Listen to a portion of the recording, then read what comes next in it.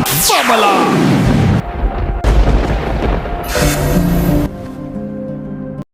Mga kapatid, nakakarinig ka na ba sa pahayag na ito? Outside the Catholic Church there is no salvation. Sa salitang Tagalog, maliban kung nasa loob ka ng simbahang Katoliko hindi ka maliligtas. Ang babala na ito ay nakakabahala at nakakamangha. Ito ay lumikha ng maraming diskusyon sa iba't ibang relihiyon at maraming panahon. Makikita natin na ito ang pinakasensitibong panukala ng simbahang Katoliko at marami ang hindi makakaunawa sa pahayag ito. Dahil sa pahayag na ito, maaaring magtatanong ang marami na kung ito ba ay seryosong doktrina ng simbahang Katoliko, kung ito ay totoo, paano na lang ang mga tao sa lumang tipan, katulad ng mga patriarka, mga propeta at mga banal na tao noon na nagsisilbi sa Diyos, at hindi na nakaabot sa paglitaw ng simbahang itinatag ng Panginoong Hesus, sila rin ba ay hindi maliligtas? Ano po ba ang tunay na dahilan kung bakit nagkakaroon ng pahayag ang simbahang Katoliko tulad ng ganito? Isang obispo ng simbahang Katoliko, na si Pablo Virgilio David, kamakailan lamang, ay nagbibigay ng kanyang pahayag, tungkol sa panukalang outside the Catholic Church there is no salvation. Huwag kayong maniniwala na ang kaligtasan ay para sa mga Katoliko lamang. Huwag kayong maniniwala na ang kaligtasan ay para sa mga Katoliko lamang. Hindi ka Katoliko kung iniisip mo na ang maliligtas ay Katoliko lamang. Ano po ba ang totoong kahulugan nito, na kahit mga pari ay hindi nagbibigay ng wastong paliwanag, at parang hindi sila sumang-ayon sa pahayag na ito? Ito ba ay isang paglabag sa karapatan ng isang tao, na gustong maligtas sa samantalang nasa labas siya ng simbahang Katoliko? Sa pahayag na ito ng simbahang Katoliko, ay marami ang naguguluhan at hindi makapaniwala, subalit, ang hindi nalalaman ng karamihan, na kahit ito ay simpleng pahayag lamang, ngunit may nakatago na malalim na kahulugan at mataas na babala. Sa video na ito, ay tatalakayin natin kung gaano katotoo na kapag ang isang tao ay lumabas, o nasa labas ng simbahang Katoliko ay hindi maliligtas.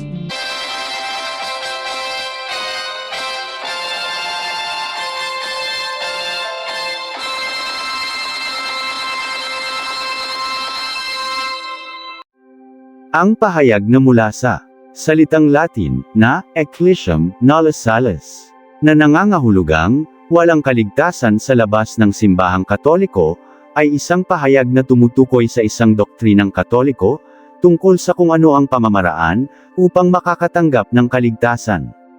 Ang pahayag na ito ay nagmula sa mga sinulat sa isang santo ng Katoliko na si Saint Cyprian sa bayan ng Cartago. Siya ay nagsisilbi bilang isang Katolikong obispo noong ika-3 siglo pa. Ang pahayag niyang ito ay madalas na ginagamit bilang shorthand para sa doktrina ng Katoliko na kailangang tanggapin ng isang tao ang tunay na simbahan. Sa makatuwid, kinakailangan ng isang tao na magpasakop sa totoong iglesia para sa kanyang kaligtasan.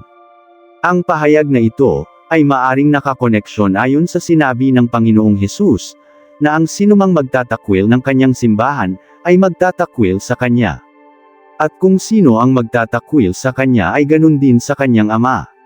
Yan ay mababasa natin sa aklat ng Lucas Kapitulo 10 versikulo 16. Ito ang babala ni Kristo para sa mga tao na lumabas mula sa kanyang tatag ng simbahan. Ang nakikinig sa inyo ay sa akin nakikinig. Ang nagtatakwil sa inyo ay nagtatakwil sa akin, at ang nagtatakwil sa akin ay nagtatakwil sa nagsugo sa akin. Kaya malinaw sa talatang ito, na kung itatakwil natin ang simbahan na kanyang tatag, tiyak na wala tayong kaligtasan dahil ayon kay Kristo. Ang pagtatakwil sa kanyang simbahan, ay nangangahulugan na mawalan tayo ng Diyos sa ating buhay. Sa ganyang sitwasyon sino pa ang magliligtas sa atin? Ang pahayag na outside the Catholic Church there is no salvation, ay totoong isang dogma sa simbahang Katoliko, na nangangahulugan na ang pahayag na ito, ay dapat paniniwalaan ng isang kaanib ng simbahan. Ito ay mas naging malinaw, sa pamamagitan ng dagdag na pagpaliwanag ng taong 1972 sa Katekismo ng Simbahang Katoliko, na nagsasabing, lahat ng kaligtasan ay nagmula lamang kay Kristo, ang ulo ng kanyang iglesia, sa pamamagitan ng simbahan na siyang kanyang katawan.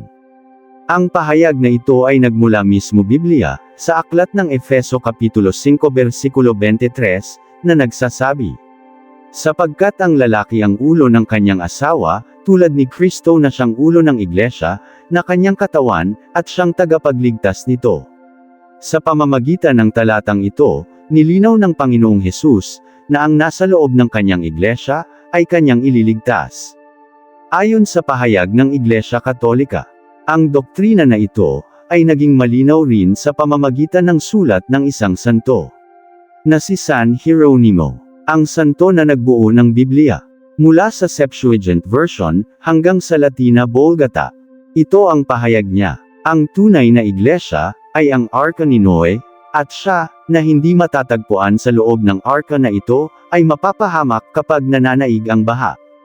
Kaya ang arka na ito ay malinaw na ang simbahan.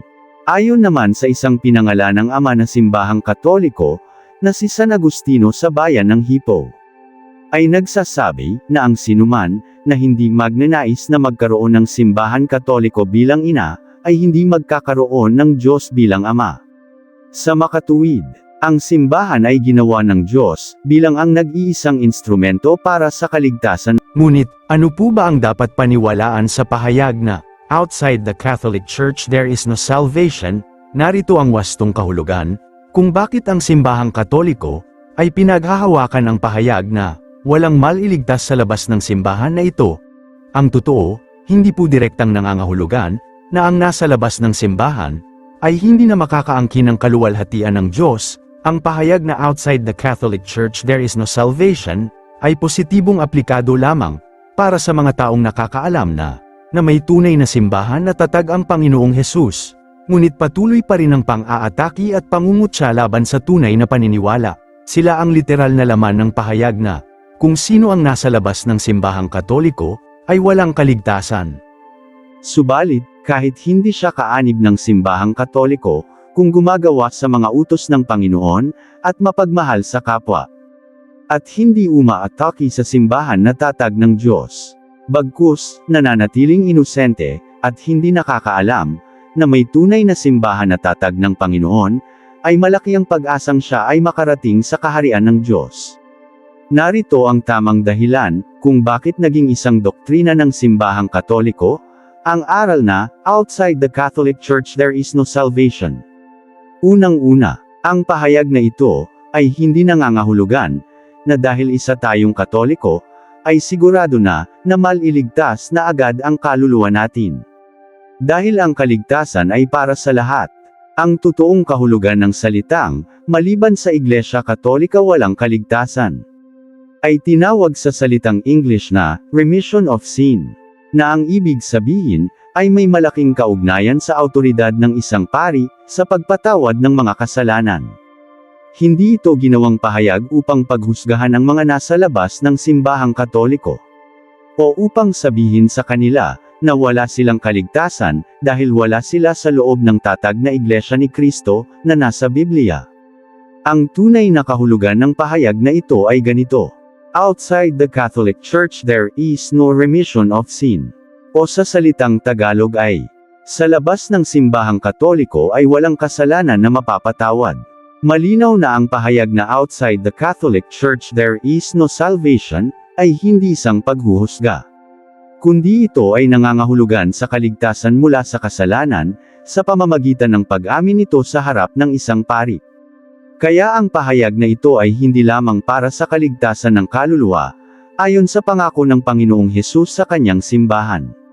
Nagkakagulo ang maraming interpretasyon sa pahayag na ito, sa dahilan na kung tayo ay makakarinig ng salitang kaligtasan, ay agad nating maiisip, ang kaharian ng Diyos. Nakalimutan natin, na habang nabubuhay tayo, ay nangangailangan din tayo na mapapatawad sa kasalanan natin, upang makaiwas sa mortal na kasalanan, at nang tayo ay laging mapalapit sa Diyos, sa pamamagitan ng pagkukumpisal sa isang pari.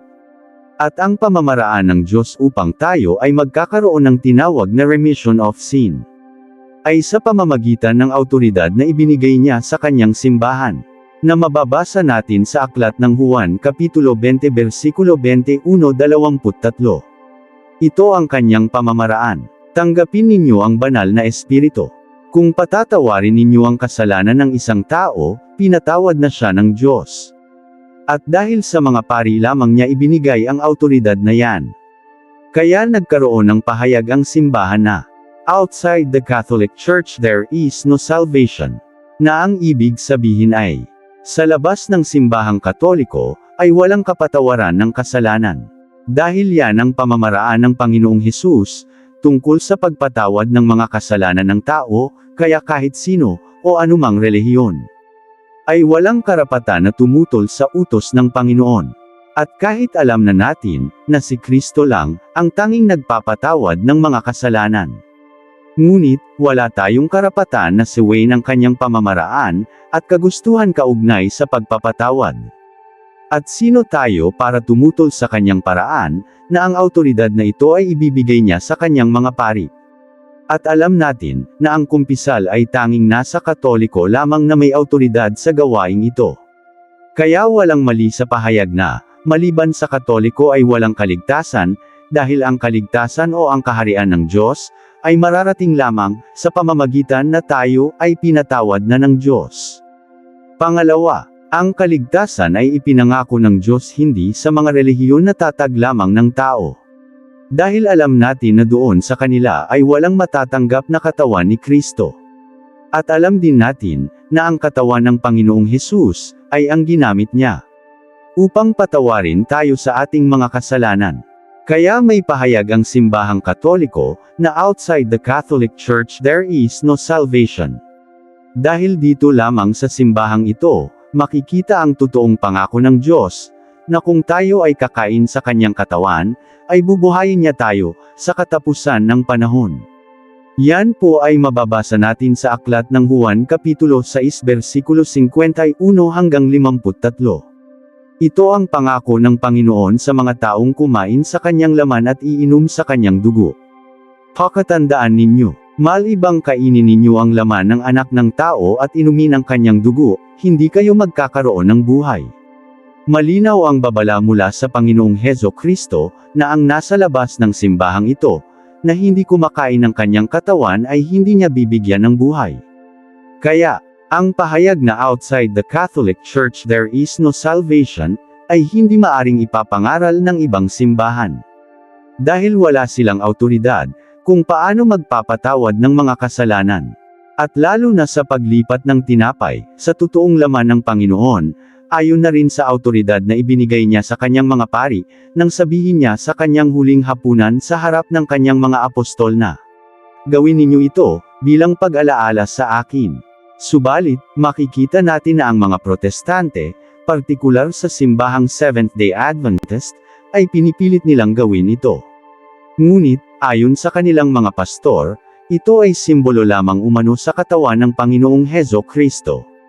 Yan ay dahil, wala silang awtoridad na galing sa Panginoon, upang maaring makakahingi, sa banal na espiritu, na ang kanilang mga biskat na ginamit, ay magiging totoong katawan ng Panginoong Hesus. Kaya tinawag lamang nila itong simbolo, hindi katawan mismo ni Kristo.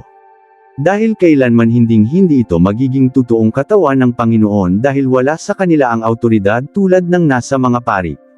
Yan po, ang malinaw na kahulugan ng pahayag ng simbahang Katoliko, tungkol sa, walang kaligtasan sa labas ng Iglesia Katolika Romana. Na nangangahulugan na walang kapatawaran sa kasalanan sa labas ng simbahan. Ang pahayag na ito, ay pinagtibay sa pamamagitan ng awtoridad na ibinigay ng Panginoon, sa kanyang simbahan na nasa mga sakramento nito. Kaya kung tayo ay nasa labas ng simbahang Katoliko, ay mas mainam nang bumalik na tayo, upang makakapagkumpisal sa ating mga kasalanan sa harap ng mga pinagkatiwalaan ng Diyos. At makakain natin ang totoong laman ng Panginoon, na wala sa ibang relihiyon, na ayon kay Kristo. Ang dalawang paraan na ito, ang siyang magdadala sa atin sa kapatawaran at tungo sa walang hanggang buhay.